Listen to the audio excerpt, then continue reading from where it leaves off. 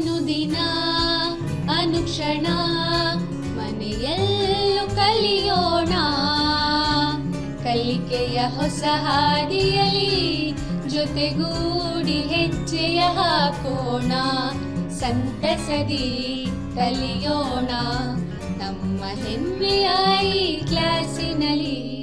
Yes sir. Yes teacher. Present ma'am.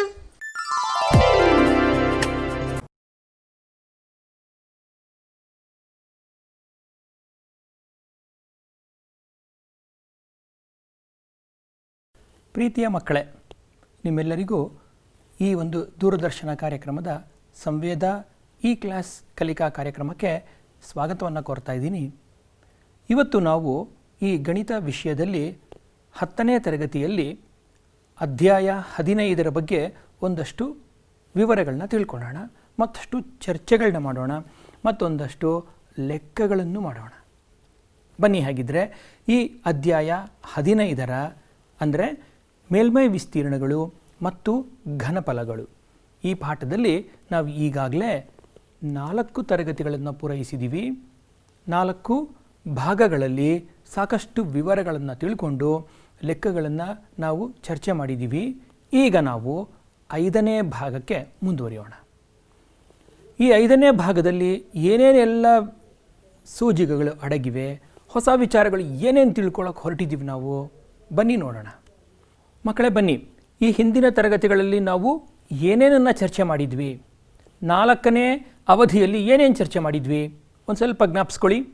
ನಾವು ಈ ಚಪಾತಿಯ ಉಂಡೆಯಿಂದ ಚಪಾತಿ ಮಾಡೋದ್ರ ಬಗ್ಗೆ ಚರ್ಚೆ ಮಾಡಿದ್ವಿ, ಒಂದು ಚಿತ್ರವನ್ನು ಕೊಟ್ಟಿದ್ದೆ, ಮತ್ತು ಒಂದು ಆಯತ ಘನ ಆಕೃತಿಯಲ್ಲಿರುವಂಥ ಒಂದು ಲಾರಿಯಿಂದ ಮರಳನ್ನು ಲೋಡ್ ಮಾಡಿದ ನಂತರ ಆ ಮರಳು ಶಂಕುವಿನ ಆಕೃತಿಯನ್ನು ತಗೊಳ್ಳುತ್ತೆ ಅನ್ನೋದ್ರ ಬಗ್ಗೆನೂ ಚರ್ಚೆ ಮಾಡಿದ್ವಿ.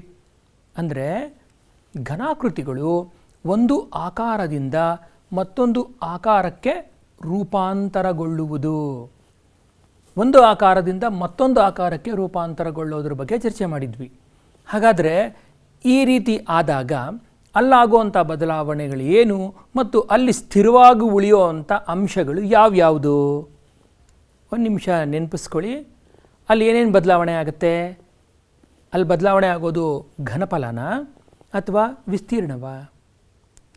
ಅಲ್ಲಿ ಬದಲಾವಣೆ ಆಗುವಂಥದ್ದು ಕೇವಲ ಮೇಲ್ಮೈ ವಿಸ್ತೀರ್ಣಗಳು, ಅಲ್ಲಿ ಯಾವುದೇ ರೀತಿಯ ಘನಫಲಗಳು ಬದಲಾಗೋದಿಲ್ಲ ಅನ್ನೋ ತೀರ್ಮಾನ ತಗೊಂಡು ಅದಕ್ಕೆ ಸಂಬಂಧಿಸಿದ 3 ಲೆಕ್ಕಗಳನ್ನು ಸಹ ಮಾಡಿದ್ವಿ. ಹೌದು ತಾನೇ? ಓಕೆ, ಈಗ ಮುಂದಿನ ಭಾಗದಲ್ಲಿ ನಾವು ಯಾವ್ಯಾವುದನ್ನು ಹೊಸ ವಿಚಾರಗಳನ್ನು ಕಲಿಯೋದ್ರಲ್ಲಿದ್ದೀವಿ ಅನ್ನೋದನ್ನು ನೋಡೋಣ. ನೀವು ಈ ವಸ್ತುಗಳನ್ನು ನೋಡಿದ್ದೀರಾ? ಇದೇನು ಸರ್, ಬಕೆಟ್ ನೋಡಿಲ್ವಾ ನಾವು? ಖಂಡಿತವಾಗ್ಲೂ ನೋಡಿದ್ದೀವಿ. ನಮ್ಮ ಮನೆಗಳಲ್ಲಿದೆ, ಹೊರಗಡೆನೂ ಬೇಕಾದಷ್ಟು ಕಡೆ ನಾವು ನೋಡಿದ್ದೀವಿ. ಈ ವಸ್ತುವನ್ನು ನೋಡಿದ್ದೀರಾ? ಇದಂತೂ ಮನೆಗಳಲ್ಲಿಲ್ಲ ಅಲ್ವಾ? ಎಲ್ಲಿಟ್ಟಿರ್ತಾರೆ ಇದನ್ನು ರಸ್ತೆ ಬದಿಗಳಲ್ಲಿ ಇಟ್ಟಿರ್ತಾರೆ. ಟ್ರಾಫಿಕ್ ಪೊಲೀಸ್ನವರು ಇದನ್ನು ಅಲ್ಲಿ ಇಲ್ಲಿ ಬದಲಾಯಿಸಿ ಎಲ್ಲೆಲ್ಲಿ ಬೇಕೋ ಅಲ್ಲಿ ನಿಲ್ಲಿಸೋದಕ್ಕೋ ಅಥವಾ ದಾರಿಯನ್ನು ಬದಲಾಯಿಸೋದಕ್ಕೋ ಈ ಒಂದು ಅಂಶವನ್ನು ಬಳಸ್ಕೋತಾ ಇರ್ತಾರೆ. ಹಾಗೆ ಇದನ್ನು ನೋಡಿದ್ದೀರಾ? ಇದು ಸಹ ಸಾಕಷ್ಟು ಮನೆಗಳಲ್ಲಿ ಕಂಡುಬರುವಂಥ ಲ್ಯಾಂಪ್ ಶೇಡ್. ಈ ಚಿತ್ರಗಳನ್ನ ನಮ್ಗೆ ಯಾಕೆ ಸರ್ ತೋರಿಸ್ತಾ ಇದ್ದೀರಾ? ನಾವಿವೆಲ್ಲ ನೋಡಿರೋವಂಥದ್ದೇ, ನೋಡಿರೋದೇನೋ ಸರಿ, ಆದರೆ ನಾವಿವತ್ತು ಇದ್ರ ಬಗ್ಗೆನೇ ಚರ್ಚೆ ಮಾಡೋಕ್ಕೆ ಹೊರಟಿರೋದು. ಇದ್ರ ಬಗ್ಗೆ ಖಂಡಿತವಾಗ್ಲೂ ಇದ್ರ ಬಗ್ಗೆನೇ. ಇದು ನೋಡೋದಕ್ಕೆ ಬೇರೆ ಬೇರೆ ವಸ್ತುಗಳು ಆಗಿದ್ರೂ ಸಹ ಆಕಾರ ಮಾತ್ರ ಹೇಗಿದೆ ನೋಡಿ. ಇವೆಲ್ಲದರ ಆಕಾರ ಬೇರೆ ಬೇರೆ ಇದೆಯಾ, ಒಂದೇ ಥರ ಇದೆಯಾ?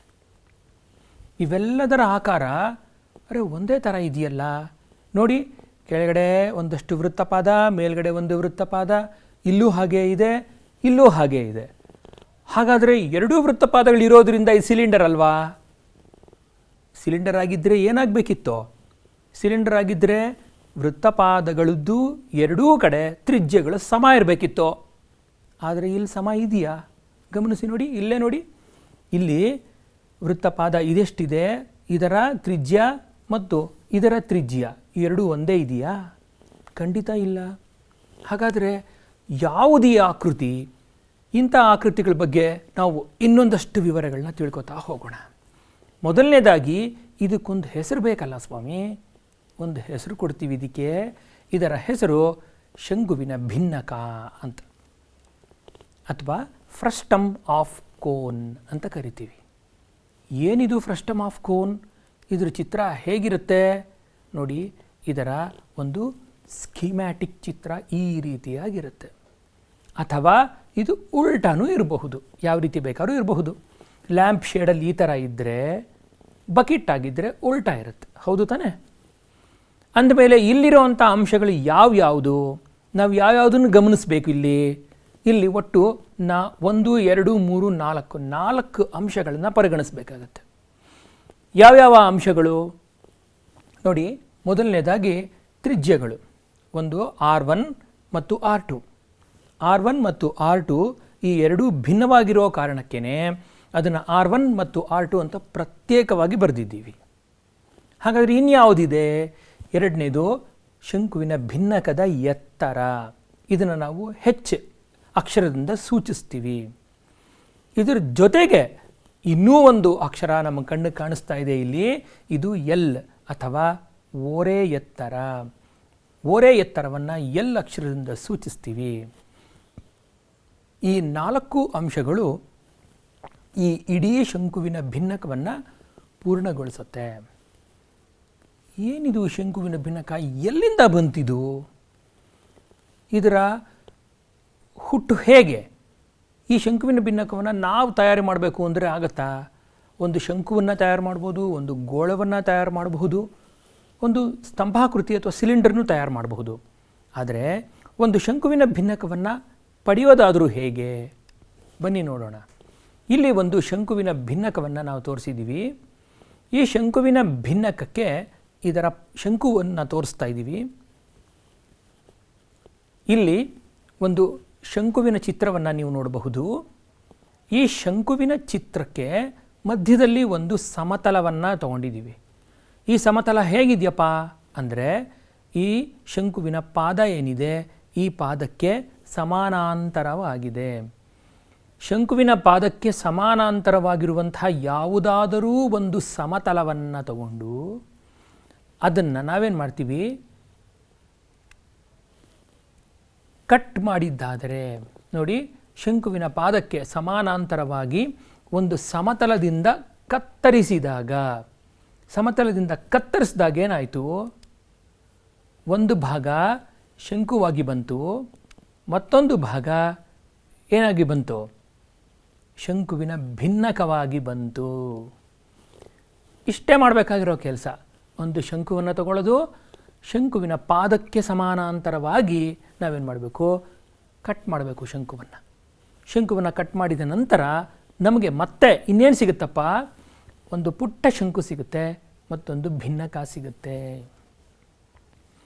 ಈ ರೀತಿಯಾಗಿ ಶಂಕುವನ್ನು ನಾವು ಕಟ್ ಮಾಡೋದ್ರಿಂದ ನಮಗೆ ಶಂಕುವಿನ ಭಿನ್ನಕ ಸಿಗುವಂಥದ್ದು. ಈಗ ನಮ್ಮ ಚರ್ಚೆಯ ವಿಷಯ ಈ ಶಂಕುವಿನ ಭಿನ್ನಕದ ಸುತ್ತ. ಈಗಾಗಲೇ ಶಂಕು ಬಗ್ಗೆ ಸಾಕಷ್ಟು ಚರ್ಚೆ ಮಾಡಿದ್ದೀವಿ. ಅದರ ಪೂರ್ಣ ಮೇಲ್ಮೈ ವಿಸ್ತೀರ್ಣ, ಪಾರ್ಶ್ವ ಮೇಲ್ಮೈ ವಿಸ್ತೀರ್ಣ ಮತ್ತು ಅದರ ಘನಫಲ ಇವೆಲ್ಲದರ ಬಗ್ಗೆ ವಿಸ್ತೃತವಾಗಿ ಚರ್ಚೆ ಆಗಿದೆ. ಸಾಕಷ್ಟು ಲೆಕ್ಕಗಳನ್ನ ನಾವು ಚರ್ಚೆ ಮಾಡಿದ್ದೀವಿ. ನೀವು ಸಹ ಅಭ್ಯಾಸದ ಲೆಕ್ಕಗಳನ್ನು ಸಹ ಒಳಗೊಂಡಂತೆ ಬೇಕಾದಷ್ಟು ಲೆಕ್ಕಗಳನ್ನ ಮಾಡಿದ್ದೀರಾ. ಹಾಗಾದರೆ ಇನ್ನು ನಮ್ಮ ಮುಂದಿನ ಆಸಕ್ತಿಕರ ವಿಷಯ ಏನಪ್ಪ? ಈ ಶಂಕುವಿನ ಭಿನ್ನಕ. ಈ ಶಂಕುವಿನ ಭಿನ್ನಕದ ಇದಕ್ಕೆ ಸೂತ್ರಗಳು ಬೇಕಲ್ಲ. ಈ ಶಂಕುವಿನ ಭಿನ್ನಕಕ್ಕೂ ಸಹ ಸೂತ್ರಗಳಿವೆ. ಈ ಸೂತ್ರಗಳು ಯಾವ್ಯಾವುದು ಅನ್ನೋದನ್ನು ನೋಡಿಕೊಂಡು ಬರೋಣ. ಶಂಕು ಮತ್ತು ಶಂಕುವಿನ ಭಿನ್ನಕ ಇದನ್ನು ಪಡೆಯುವಂಥ ರೀತಿ ಶಂಕುವಿನಿಂದ ಶಂಕುವನ್ನು ಕಟ್ ಮಾಡೋದ್ರ ಮೂಲಕ. ನೀವು ಸೂತ್ರ ಅಂತಂದ್ರಿ, ಸೂತ್ರ ಬರಲೇ ಇಲ್ವಲ್ಲ.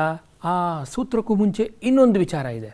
ಒಂದು ವೇಳೆ ನಾನು ಈ ಶಂಕುವಿಗೆ ಸಮತಲಾಕೃತಿಯಿಂದ ಅಂದರೆ ಶಂಕುವಿನ ಪಾದಕ್ಕೆ ಸಮಾನಾಂತರವಾಗದೆ ಬೇರೆ ಯಾವುದೋ ರೀತಿಯಿಂದ ಒಂದು ಛೇದವನ್ನು ಉಂಟು ಮಾಡಿದರೆ ಏನಾಗುತ್ತೆ ಶಂಕು? ಆಗ ನಮಗೆ 4 ರೀತಿಯ ಶಂಕುವಿನ ಛೇದಗಳು ಸಿಗುತ್ತೆ. ಇದಕ್ಕೆ ನಾವು ಇಂಗ್ಲೀಷ್ನಲ್ಲಿ ಕಾನಿಕ್ ಸೆಕ್ಷನ್ಸ್ ಅಂತ ಕರಿತೀವಿ. ನೋಡಿ, ಇಲ್ಲಿ ಮೊದಲನೇದಾಗಿ ಸಮಾಂತರವಾಗಿ ಕಟ್ ಮಾಡಿದಾಗ ಒಂದು ಸರ್ಕಲ್ ಸಿಗುತ್ತೆ ಅಥವಾ ಒಂದು ವೃತ್ತ, ಇನ್ನೊಂದು ದೀರ್ಘವೃತ್ತ ಅಥವಾ ಎಲಿಪ್ಸ್, ಮತ್ತೊಂದು ಪ್ಯಾರಾಬೋಲಾ ಅಥವಾ ಪರವಲಯ ಅಂತ ಕರಿತೀವಿ, ಮತ್ತು ಇನ್ನೊಂದು ಹೈಪರ್ಬೋಲಾ ಅಂತ. ಈ 4 ರೀತಿಯ ಶಂಕುಛೇದಗಳು, ಕಾನಿಕ್ ಸೆಕ್ಷನ್ಸು, ಒಂದು ಕೋನ್ ಅಥವಾ ಒಂದು ಶಂಕುವಿನಿಂದ ಸಾಧ್ಯ ಆಯಿತು. ನೋಡಿ, ಶಂಕುವಿನಲ್ಲಿ ಏನೇನೆಲ್ಲ ವಿಚಾರಗಳು ಮತ್ತು ರಹಸ್ಯಗಳು ಅಡಗಿವೆ. ಹಾಗಾದರೆ ಇವುಗಳ ಬಗ್ಗೆ ನಾವು ಚರ್ಚೆ ಮಾಡೋದು ಯಾವಾಗ? ನಿಮ್ಮ ಪ್ರಶ್ನೆ ಸರಿಯಾಗಿದೆ. ಇವುಗಳ ಬಗ್ಗೆ ನೀವು ಚರ್ಚೆ ಮಾಡೋದು ಸೆಕೆಂಡ್ ಇಯರ್ PUC ಮ್ಯಾಥಮೆಟಿಕ್ಸಲ್ಲಿ. ನೀವೇನಾದರೂ PUCನಲ್ಲಿ ಸೈನ್ಸ್ ತೊಗೊಂಡು ಓದಿದ್ದಾದರೆ ಸೆಕೆಂಡ್ ಇಯರಲ್ಲಿ ಈ ಎಲ್ಲ ಅಂಶಗಳ ಬಗ್ಗೆ ಸಾಕಷ್ಟು ಚರ್ಚೆಗಳು ನಡೆಯುತ್ತೆ. ಆದರೆ ನಾವು ಈ ಹಂತದಲ್ಲಿ ಅವನ್ನೆಲ್ಲ ಚರ್ಚೆ ಮಾಡೋಕ್ಕೆ ಹೋಗಲ್ಲ. ನಮ್ಮ ಮುಂದಿನ ವಿಚಾರ ಈ ಶಂಕುವಿನ ಭಿನ್ನಕಕ್ಕೆ ಸಂಬಂಧಿಸಿದ ಸೂತ್ರಗಳು. ಇದನ್ನು ನೋಡೋಣ. ಮೊದಲನೇದಾಗಿ ಪಾರ್ಶ್ವ ಮೇಲ್ಮೈ ವಿಸ್ತೀರ್ಣ. ಪಾರ್ಶ್ವ ಮೇಲ್ಮೈ ವಿಸ್ತೀರ್ಣ ಅಂತಂದರೆ ಲ್ಯಾಂಪ್ ಶೇಡ್ ಗಮನಿಸಿದ್ರಲ್ವಾ, ಅಷ್ಟು ಮಾತ್ರ. ಮೇಲ್ಗಡೆ ವೃತ್ತ ಮತ್ತು ಕೆಳಗಡೆ ವೃತ್ತವನ್ನು ಬಿಟ್ಟು. ಇದರ ಸೂತ್ರ ಏನಾಗುತ್ತೆ? CSA ಅಥವಾ ಕರ್ವ್ಡ್ ಸರ್ಫೇಸ್ ಏರಿಯಾ ಅಥವಾ ಪಾರ್ಶ್ವ ಮೇಲ್ಮೈ ವಿಸ್ತೀರ್ಣ π × R1 + R2 × L. R1 ಅಂದರೆ ಏನು ಅಂತ ಗೊತ್ತಾಗಿದೆ, R2 ಅಂದರೆ ಏನು ಅಂತ ಗೊತ್ತಿದೆ, ಮತ್ತು L ಓರೆ ಎತ್ತರ ಅನ್ನೋದು ನಿಮಗೆ ಗೊತ್ತಿದೆ. ಈ ಮೂರನ್ನು ಹೊಂದಿಸಿ ಬಂದಿರುವಂಥ ಸೂತ್ರ CSA = π R1 + R2 × L. ಎರಡನೇ ಸೂತ್ರ ಪೂರ್ಣ ಮೇಲ್ಮೈ ವಿಸ್ತೀರ್ಣ ಏನಾಗುತ್ತೆ ಅವಾಗ? ಹಾಗಾದರೆ ಪಾರ್ಶ್ವ ಮೇಲ್ಮೈ ವಿಸ್ತೀರ್ಣವನ್ನು ನಾನು ಪರಿಗಣಿಸಿ ಇನ್ಯಾವುದನ್ನು ಅದಕ್ಕೆ ಕೂಡಿದ್ದಾದರೆ ನನಗೆ ಪೂರ್ಣ ಮೇಲ್ಮೈ ವಿಸ್ತೀರ್ಣ ಬರುತ್ತೆ? ಎರಡೂ ವೃತ್ತಗಳ ವಿಸ್ತೀರ್ಣಗಳು ಯಾವ್ಯಾವುದು? ಒಂದು πr1² ಮತ್ತೊಂದು πr2². ಈ ಎರಡನ್ನು ಕೂಡಿದ್ದಾದರೆ ನನಗೆ ಪೂರ್ಣ ಮೇಲ್ಮೈ ವಿಸ್ತೀರ್ಣ ಸಿಗುತ್ತೆ. ಅದರ ಜೊತೆಗೆ ಘನಫಲ, ಈ ಇಡೀ ಶಂಕುವಿನ ಭಿನ್ನಕದ ಘನಫಲ ಮೂರನೇ ಒಂದು πh × R1² + R2² + R1R2. ಹಾಗಾಗಿ ಈ ಮೂರೂ ಸೂತ್ರಗಳು ಸಹ ನಮಗೆ ಅತ್ಯಂತ ಮುಖ್ಯವಾದವು. ಮಕ್ಕಳೇ, ಇದನ್ನು ನೋಟ್ ಮಾಡಿಟ್ಕೊಳ್ಳಿ. ಪಾರ್ಶ್ವ ಮೇಲ್ಮೈ ವಿಸ್ತೀರ್ಣ π R1 + R2 × L, ಪೂರ್ಣ ಮೇಲ್ಮೈ ವಿಸ್ತೀರ್ಣ π R1 + R2 × L plus πr1² + πr2², ಮತ್ತು ಘನಫಲ 1/3 πh R1² + R2² + R1R2. ಈಗ ನಮ್ಮ ಅಭ್ಯಾಸದತ್ತ ನಮ್ಮ ದೃಷ್ಟಿ. ಈ ಅಭ್ಯಾಸದ ಮೊದಲನೇ ಪ್ರಶ್ನೆಯನ್ನು ತಗೋತಾ ಇದ್ದೀನಿ. ಶಂಕುವಿನ ಭಿನ್ನಕದ ಆಕಾರದಲ್ಲಿರುವ ಒಂದು ಟೋಪಿಯ ತೆರೆದ ಭಾಗದ ತ್ರಿಜ್ಯವು 10 ಸೆಂಟಿಮೀಟರ್ ಮತ್ತು ಮೇಲ್ಭಾಗದ ತ್ರಿಜ್ಯವು 4 ಸೆಂಟಿಮೀಟರ್. ಅದರ ಓರೆ ಎತ್ತರ 15 ಸೆಂಟಿಮೀಟರ್ ಆಗಿದ್ದರೆ ಅದನ್ನು ತಯಾರಿಸಲು ಉಪಯೋಗಿಸಿದ ವಸ್ತುವಿನ ವಿಸ್ತೀರ್ಣವನ್ನು ಕಂಡುಹಿಡಿಯಿರಿ. ಇಲ್ಲಿ ಶಂಕುವಿನ ಭಿನ್ನಕದ ಆಕಾರದಲ್ಲಿರುವಂಥ ಒಂದು ಟೋಪಿಯನ್ನು ಉದಾಹರಣೆಯಾಗಿ ತಗೋತಾ ಇದ್ದಾರೆ. ನಾವಿಲ್ಲಿ ಗಮನಿಸಬೇಕಾಗಿರುವಂಥ ಅಂಶಗಳನ್ನು ನಾನು ರೆಡ್ ಲೆಟರ್ಸಲ್ಲಿ ಬರೆದಿದ್ದೀನಿ. ಶಂಕುವಿನ ಭಿನ್ನಕ ತ್ರಿಜ್ಯ 10 ಸೆಂಟಿಮೀಟರ್, ಮತ್ತೊಂದು ತ್ರಿಜ್ಯ 4 ಸೆಂಟಿಮೀಟರ್. ಇಲ್ಲಿ ಗಮನಿಸಿ, ಇದು ಶಂಕುವಿನ ಭಿನ್ನಕದ ರೂಪದಲ್ಲಿರುವಂಥ ಟೋಪಿ. ಇದರಲ್ಲಿ ಒಂದು ತ್ರಿಜ್ಯ 4 ಸೆಂಟಿಮೀಟರ್, ಮತ್ತೊಂದು ತ್ರಿಜ್ಯ 10 ಸೆಂಟಿಮೀಟರ್ ಮತ್ತು ಓರೆ ಎತ್ತರ 15 ಸೆಂಟಿಮೀಟರ್ ಆಗಿದೆ. ಇದನ್ನು ತಯಾರಿಸಲು ಉಪಯೋಗಿಸಿದ ವಸ್ತುವಿನ ವಿಸ್ತೀರ್ಣ ಕಂಡುಹಿಡಿಯಿರಿ. ಇಲ್ಲಿ ಪ್ರಶ್ನೆಯೇ ವಿಸ್ತೀರ್ಣದಲ್ಲಿ ಇದೆ ಅಂತ ಹೇಳುವಾಗ ಘನಫಲದ ಸೂತ್ರ ನಾವು ಬಳಸೋ ಅವಶ್ಯಕತೆಯೇ ಇಲ್ಲ. ಮತ್ತೆ ಇನ್ನೊಂದು ಪ್ರಶ್ನೆ ಬರುತ್ತೆ, ನಾವು ಉಪಯೋಗಿಸಬೇಕಾಗಿರೋದು ಪೂರ್ಣ ಮೇಲ್ಮೈಯೋ ಅಥವಾ ಪಾರ್ಶ್ವ ಮೇಲ್ಮೈ ವಿಸ್ತೀರ್ಣದ ಸೂತ್ರವೋ ಅಂತ. ಇಲ್ಲಿ ಗಮನಿಸಿ, ನಮಗೆ ಕೊಟ್ಟಿರುವಂಥ ದತ್ತ ವಿವರ, ಅಂಕಿ ಅಂಶಗಳ ವಿವರ, R1 ಬೆಲೆ ಗೊತ್ತು, R2 ಬೆಲೆ ಗೊತ್ತು ಮತ್ತು L ಬೆಲೆ ಗೊತ್ತು. ಇದರ ಪಾರ್ಶ್ವ ಮೇಲ್ಮೈ ವಿಸ್ತೀರ್ಣವನ್ನು ತಗೊಂಡಿದ್ದಾದರೆ A = π R1 + R2 × L ಅನ್ನೋದು ಸೂತ್ರ ನಿಮಗೀಗಾಗಲೇ ಗೊತ್ತಿದೆ. ಈಗ ನಾವು ಮೊದಲನೇ ಏನು ಮಾಡೋಣ, ಪಾರ್ಶ್ವ ಮೇಲ್ಮೈ ವಿಸ್ತೀರ್ಣದ ಸೂತ್ರವನ್ನು, ಅದರ ವಿಸ್ತೀರ್ಣವನ್ನು A1 ಅಂತ ಪರಿಗಣಿಸಿದ್ದಾದರೆ A1ನ ಬೆಲೆ ಎಷ್ಟಿದೆ ನೋಡಿ. A1 = ಎಷ್ಟು ಬಂತು, ಸೂತ್ರವನ್ನು ಬರೆದ್ವಿ. ಅದರ ಮೇಲೆ ಅಲ್ಲಿರುವಂಥ ಚರಾಕ್ಷರಗಳು R1 R2 ಮತ್ತು L ಇವುಗಳ ಆದೇಶ ಮಾಡಿದ್ವಿ. ನಂತರ ಸುಲಭ ರೂಪಕ್ಕೆ ತಂದಾಗ ಸರಳ ರೂಪದಲ್ಲಿ ನಮಗೇನು ಕಾಣಿಸ್ಕೊತಿದ್ದು, A = 660 ಸೆಂಟಿಮೀಟರ್ ಸ್ಕ್ವೇರ್. ಹಾಗಾದ್ರೆ ಮುಂದೆ ಏನು ಮಾಡಬೇಕಪ್ಪ ನಾವು, ಒಂದು ವೃತ್ತದ ವಿಸ್ತೀರ್ಣವನ್ನು ಕಂಡುಹಿಡಿಬೇಕು. ಯಾವುದಾ ವೃತ್ತ, ಮೇಲ್ಗಡೆ ವೃತ್ತವೋ ಕೆಳಗಿನ ವೃತ್ತವೋ? ಕೆಳಗಿನ ವೃತ್ತ ಏನಾದರೂ ಪೂರ್ತಿಯಾಗಿ ಕೊಟ್ಟಿದ್ದರೆ ನಾವು ಟೋಪಿ ಹಾಕೊಳ್ಳೋಕೆ ಆಗ್ತಿತ್ತಾ? ಆಗಲ್ಲ. ಹಾಗಾಗಿ ಮೇಲ್ಭಾಗದ ವೃತ್ತ. ಮೇಲ್ಭಾಗದ ವೃತ್ತ ಅಂದರೆ ಚಿಕ್ಕ ತ್ರಿಜ್ಯವಿರುವಂಥದ್ದು ಯಾವುದು, R2 = 4 ಸೆಂಟಿಮೀಟರ್ ಇರುವಂಥ ವೃತ್ತದ ವಿಸ್ತೀರ್ಣ ತಗೊಂಡಾಗ ಎಷ್ಟು ಬರುತ್ತೆ ನಮಗೆ, ಅದೇ πr² ಸೂತ್ರವನ್ನು ಹಾಕಿ ನಂತರ ನಮಗೆ ಸಿಕ್ಕಿದ್ದು 50.28 ಸೆಂಟಿಮೀಟರ್ ಸ್ಕ್ವೇರ್. ಹಾಗಾದರೆ ಒಂದನ್ನು ಇನ್ನೊಂದಕ್ಕೆ ಕೂಡಬೇಕಾ ಕಳಿಬೇಕಾ? ಒಂದು ನಿಮಿಷ ಯೋಚನೆ ಮಾಡಿ. ಸುತ್ತಲಿನ ವಿಸ್ತೀರ್ಣ ಬಂದಿದೆ ಮತ್ತು ವೃತ್ತದ ಮೇಲ್ಭಾಗದ ವೃತ್ತದ ವಿಸ್ತೀರ್ಣ ಬಂದಿದೆ. ಇವೆರಡನ್ನ ನಾವೇನು ಮಾಡಬೇಕಿವಾಗ? ನಿಜ, ಇವೆರಡನ್ನ ನಾವು ಕೂಡಿದ್ದಾದರೆ ನಮಗೆ ಸಿಕ್ಕುವಂಥ ಉತ್ತರ A1 + A2 660 + 50.28 ಒಟ್ಟಿಗೆ ಸೇರಿಸಿದಾಗ ನಮಗೆ ಸಿಕ್ಕಿದ್ದು 710.28 ಸೆಂಟಿಮೀಟರ್ ಸ್ಕ್ವೇರ್. ಅಂದರೆ ಇಡೀ ಟೋಪಿಯನ್ನು ಮಾಡಬೇಕಾದ್ರೆ ನಮಗೆ ಬೇಕಾಗಿರುವಂಥ ಯಾವುದೇ ತರಹದ ಬಟ್ಟೆ ಆಗಲಿ, ವಸ್ತು ಆಗಲಿ ಅಥವಾ ಕಾಗದ ಆಗಲಿ 710.28 ಸೆಂಟಿಮೀಟರ್ನಷ್ಟು ಪ್ರಮಾಣ ಬೇಕಾಗಿದೆ ಅನ್ನೋದು ಈ ಲೆಕ್ಕದಲ್ಲಿ ಅಡಗಿರುವಂಥ ವಿಷಯ. ಮುಂದಿನ ಲೆಕ್ಕಕ್ಕೆ ಹೋಗೋಣ. ಎರಡನೇ ಪ್ರಶ್ನೆ, ಒಂದು ಬಕೆಟ್ನ ಎತ್ತರ 24 ಸೆಂಟಿಮೀಟರ್ ಇದ್ದು ಪಾದಗಳ ತ್ರಿಜ್ಯಗಳು 5 ಸೆಂಟಿಮೀಟರ್ ಆಗಿದೆ. ಈಗ ನಾವೇನು ಮಾಡಬೇಕಾಗಿದೆ, ಬಕೆಟ್ನ ಮೇಲ್ಮೈ ವಿಸ್ತೀರ್ಣವನ್ನು ಕಂಡುಹಿಡಿಬೇಕಾಗಿದೆ. ಇದು ಸಹ ಹಿಂದಿನ ಲೆಕ್ಕದಂತೆಯೇ ಇದ್ದು ಮೇಲ್ಮೈ ವಿಸ್ತೀರ್ಣ ಕಂಡುಹಿಡಿಬೇಕಾಗಿರುವಂಥದ್ದು. ಒಂದು ಬಕೆಟ್, ಈ ರೀತಿಯ ಆಕಾರದಲ್ಲಿರುವಂಥ ಒಂದು ಬಕೆಟ್, ಇದರ ತ್ರಿಜ್ಯಗಳು ಮತ್ತು ಅಂಕಿಅಂಶಗಳು ಏನೇನು ಕೊಟ್ಟಿದ್ದಾರೆ ನೋಡೋಣ. ಮೇಲ್ಭಾಗದ ತ್ರಿಜ್ಯ 15 ಸೆಂಟಿಮೀಟರ್ ಮತ್ತು ಎತ್ತರ 24 ಸೆಂಟಿಮೀಟರ್ ಮತ್ತು ಪಾದದ ತ್ರಿಜ್ಯ 5 ಸೆಂಟಿಮೀಟರ್ ಅಂತ ಕೊಟ್ಟಿದ್ದಾರೆ. ಈಗ ನಮಗೆ ಬೇಕಾಗಿರುವಂಥದ್ದು ಎಲ್ ಬೆಲೆ.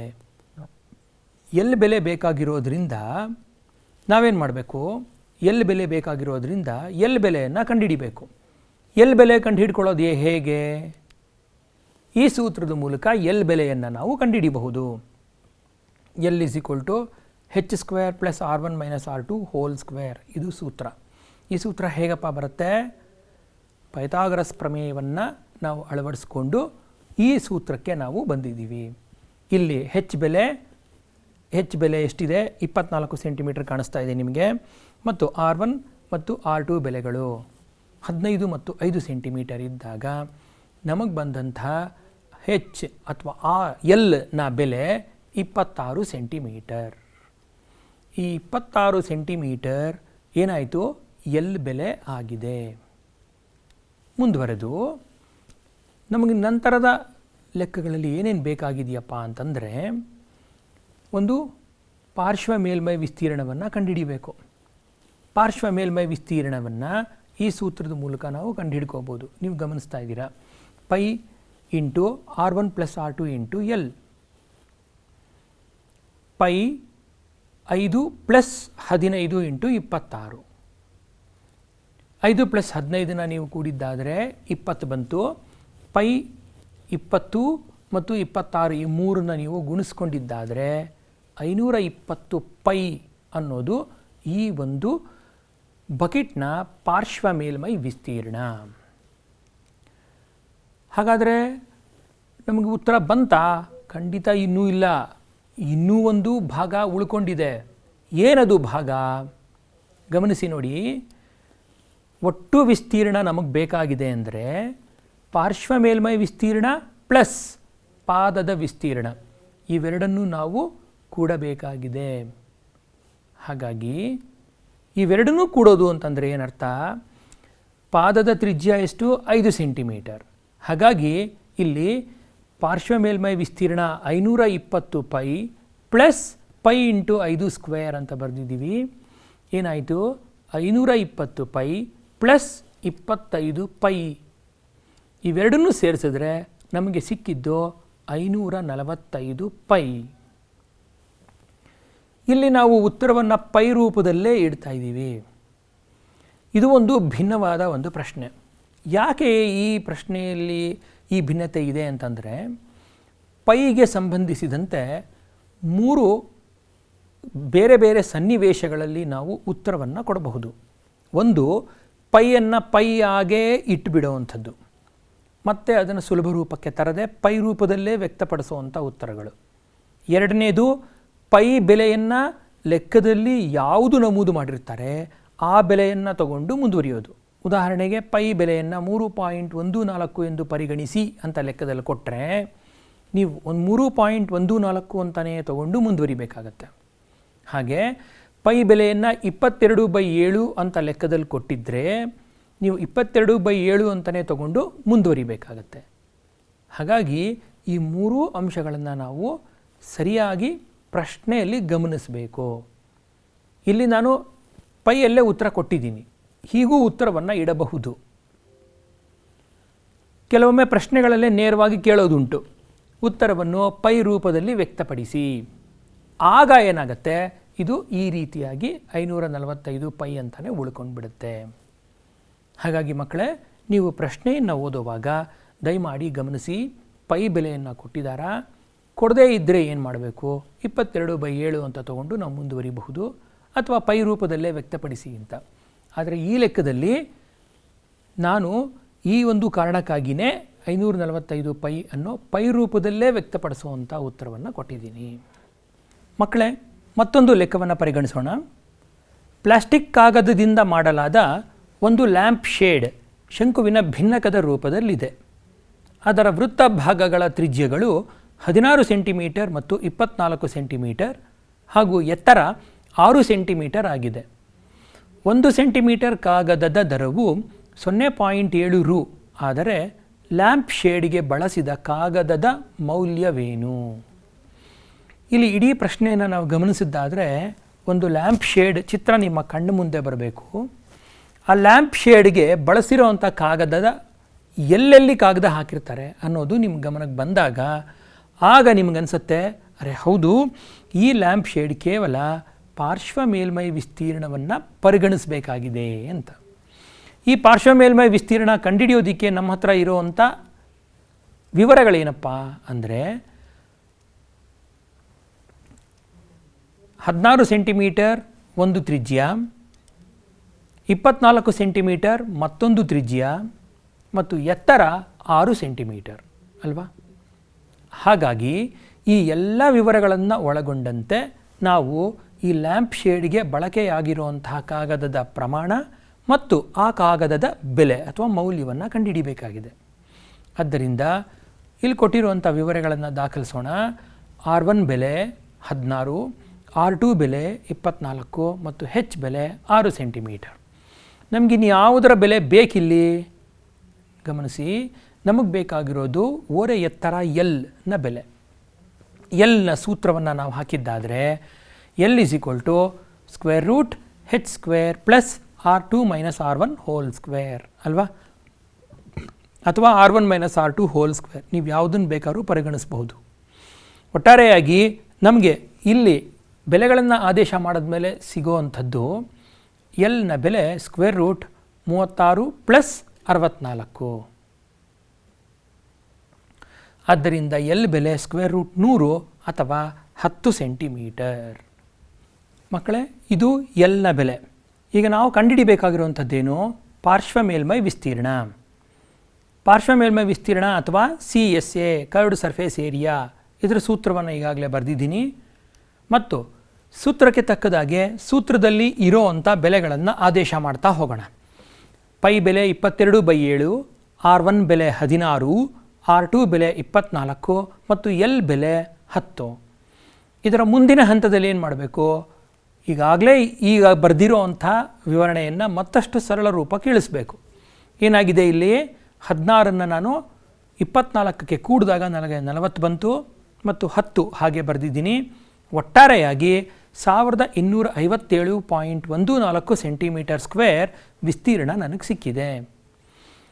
ಎಷ್ಟೋ ಮಕ್ಕಳು ಏನು ಮಾಡ್ತಾರೆ, ಇಷ್ಟಕ್ಕೆ ಲೆಕ್ಕ ಆಯಿತು ಅಂತ ಹೇಳಿ ನಿಲ್ಲಿಸ್ಬಿಟ್ಟು ಮುಂದುವರೆದು ಬಿಡ್ತಾರೆ. ಆದರೆ ಲೆಕ್ಕ ಪೂರ್ತಿ ಮುಗಿದಿಲ್ಲ. ಪ್ರತಿ ಚದರ ಸೆಂಟಿಮೀಟರ್ಗೆ ಬೆಲೆಯನ್ನು ಕೊಟ್ಟಿರೋದ್ರಿಂದ ಲ್ಯಾಂಪ್ ಶೇಡ್ಗೆ ಬಳಸಿದ ಕಾಗದದ ಮೌಲ್ಯವನ್ನು ನಾವು ಕಂಡುಹಿಡಿಬೇಕಾಗಿದೆ. ಹಾಗಾಗಿ 1257.14 ಇಂಟು 0.7 ನೀವು ಗುಣಿಸಿದಾಗ ನಿಮಗೆ ಒಟ್ಟಾರೆಯಾಗಿ ಸಿಗುವಂಥದ್ದು 880. ಒಟ್ಟಾರೆಯಾಗಿ 880 ರೂಪಾಯಿಗಳು ಈ ಒಂದು ಲ್ಯಾಂಪ್ ಶೇಡ್ ಮಾಡೋದಕ್ಕೆ ಬಳಕೆಯಾಗಿದೆ. ಈಗ ನೀವು ಏನೋ ಕೂತ್ಕೊಂಡು ಚರ್ಚೆ ಮಾಡಿದ್ವಿ, ಲೆಕ್ಕಗಳು ಮಾಡಿಬಿಟ್ವಿ. ಸ್ವತಂತ್ರವಾಗಿ ನೀವು ಮಾಡೋದಕ್ಕೆ ಒಂದಷ್ಟು ಅವಕಾಶ ಬೇಕಲ್ವ ಮಕ್ಕಳೇ? ಈಗ ಇಲ್ಲಿ 2 ಪ್ರಶ್ನೆಗಳನ್ನ ನಾನು ನಿಮಗೆ ಕೊಟ್ಟಿದ್ದೀನಿ. ಒಂದು ಶಂಕುವಿನ ಭಿನ್ನಕದ ಓರೆ ಎತ್ತರವು 4 ಸೆಂಟಿಮೀಟರ್, ಅದರ ವೃತ್ತಾಕಾರದ ಪಾದದ ಸುತ್ತಳತೆಗಳು 18 ಸೆಂಟಿಮೀಟರ್ ಮತ್ತು 6 ಸೆಂಟಿಮೀಟರ್. ಶಂಕುವಿನ ಭಿನ್ನಕದ ಪಾರ್ಶ್ವ ಮೇಲ್ಮೈ ವಿಸ್ತೀರ್ಣವನ್ನು ಕಂಡುಹಿಡಿಯಿರಿ. ಇಲ್ಲಿ ನೋಡಿ, ವೃತ್ತಾಕಾರದ ತ್ರಿಜ್ಯಗಳನ್ನು ಕೊಟ್ಟಿಲ್ಲ, ಬದಲಾಗಿ ಪಾದದ ಸುತ್ತಳತೆಗಳನ್ನು ಕೊಡಲಾಗಿದೆ. ಪಾದದ ಸುತ್ತಳತೆ ಅಂತಂದರೆ ನೀವೇನು ಮಾಡಬೇಕು, 2πr ಸೂತ್ರವನ್ನು ಉಪಯೋಗಿಸಿ ಅಲ್ಲಿಂದ r ಬೆಲೆಯನ್ನು ತಗೋಬೇಕು. ಇದು ಒಂದು ಹಂತ ಹೆಚ್ಚಿನ ಕಾಠಿಣ್ಯತೆ ಹೊಂದಿರುವಂಥ ಲೆಕ್ಕ. ಈ ಭಿನ್ನಕದಲ್ಲಿ 2 ವೃತ್ತ ಪಾದಗಳು ಏನಿದೆ ಅದನ್ನು ತ್ರಿಜ್ಯ ನೇರವಾಗಿ ಕೊಡದೆ ತ್ರಿಜ್ಯವನ್ನು ನೀವೇ ಕಂಡುಹಿಡಿಯುವಾಗೆ ಮಾಡಿರುವಂಥ ಲೆಕ್ಕ. 2ನೇ ಪ್ರಶ್ನೆ ನೋಡೋಣ. ಒಂದು ಬಕೆಟ್ನ ವೃತ್ತಪಾದಗಳ ತ್ರಿಜ್ಯ 15 ಸೆಂಟಿಮೀಟರ್ ಮತ್ತು 25 ಸೆಂಟಿಮೀಟರ್ ಆಗಿದೆ. ಅದರ ಎತ್ತರ 30 ಸೆಂಟಿಮೀಟರ್ ಆದರೆ ಬಕೆಟ್ನ ಮೇಲ್ಮೈ ವಿಸ್ತೀರ್ಣವನ್ನು ಕಂಡುಹಿಡಿಯಿರಿ. ಇದು ನೇರವಾದ ಲೆಕ್ಕ, ನಾವೀಗಾಗಲೇ ಚರ್ಚೆ ಮಾಡಿರೋವಂಥದ್ದು. ಮಕ್ಕಳೇ, ಇದ್ರ ಜೊತೆಗೆ ನಿಮ್ಮ ಪಠ್ಯಪುಸ್ತಕದ ಅಭ್ಯಾಸಗಳಲ್ಲಿ ಇದಕ್ಕೆ ಸಂಬಂಧಿಸಿದ ಬೇಕಾದಷ್ಟು ಲೆಕ್ಕಗಳು ಕೊಟ್ಟಿದ್ದಾರೆ. ದಯಮಾಡಿ ಎಲ್ಲ ಲೆಕ್ಕಗಳನ್ನು ತಪ್ಪದೆ ಮಾಡಿ ಅಭ್ಯಾಸ ಮಾಡಿ ಚೆನ್ನಾಗೆ. ಅದರ ಜೊತೆಗೆ ನಿಮಗೆ ಅನುಕೂಲ ಆಗಲಿ ಅಂತ 2-3 ಮಾದರಿ ಪ್ರಶ್ನೆಗಳನ್ನು ಕೊಟ್ಟಿದೆ. ಮಾದರಿ ಪ್ರಶ್ನೆಗಳನ್ನು ಸಹ ನೀವು ಪ್ರಶ್ನೆಯನ್ನು ಬರ್ಕೊಂಡು ನೀವೇ ಉತ್ತರವನ್ನು ಪ್ರಯತ್ನ ಮಾಡಿ ನಂತರ ನಿಮ್ಮ ಉತ್ತರವನ್ನು ಪಠ್ಯಪುಸ್ತಕದ ಉತ್ತರದ ಜೊತೆಗೆ ತಾಳೆ ಹಾಕಿ ನೋಡಿ. ನೀವು ಅಲ್ಲೂ ಸಹ ನಿಮ್ಮ ಈ ಒಂದು ಸೂತ್ರದ ವಿಷಯವನ್ನು ನೀವು ಖಾತ್ರಿಪಡಿಸ್ಕೋಬಹುದು. ಈ ಲೆಕ್ಕಗಳು ಮತ್ತು ಮುಂದಿನ ಎಲ್ಲ ಲೆಕ್ಕಗಳು ಮಾಡೋದಕ್ಕೆ ನಮ್ಮ ಕಡೆಯಿಂದ ನಿಮಗೊಂದು ಗುಡ್ ಲಕ್. ಖಂಡಿತ ಮಾಡ್ತೀರಾ ಅಲ್ವಾ? ಪ್ರಯತ್ನ ಮಾಡಿ ಮಕ್ಕಳೇ. ಅದರ ಜೊತೆಗೆ ಪರಾಮರ್ಶನಕ್ಕಾಗಿ ಬೇಕಾದಷ್ಟು ಪುಸ್ತಕಗಳು, ಜೊತೆಗೆ ಇಂಟರ್ನೆಟ್ನಲ್ಲೂ ಸಹ ಬೇಕಾದಷ್ಟು ಬೇರೆ ಥರದ ವಿಡಿಯೋಗಳು ಎಲ್ಲವನ್ನು ಅನುಕೂಲ ಮಾಡಿಕೊಂಡು ಹೆಚ್ಚಿನ ಮಾರ್ಕ್ಸ್ ಕಡೆಗೆ ನೀವು ಮುಂದುವರಿತೀರಾ ಅನ್ನೋ ನಂಬಿಕೆಯಿಂದ ಈ ಒಂದು ಸೆಷನ್ನ ಈಗ ಸದ್ಯಕ್ಕೆ ನಾವು ಮುಗಿಸ್ತಾ ಇದ್ದೀವಿ. ಈ ಒಂದು ಭಾಗವನ್ನು ಪ್ರಸ್ತುತಪಡಿಸಿದವರು ಪ್ರವೀಣ್ ಎಸ್, BRP BRC ಕಚೇರಿ ಕೋಲಾರ. ಮಕ್ಕಳೇ, ಎಲ್ರಿಗೂ ನಮಸ್ಕಾರ.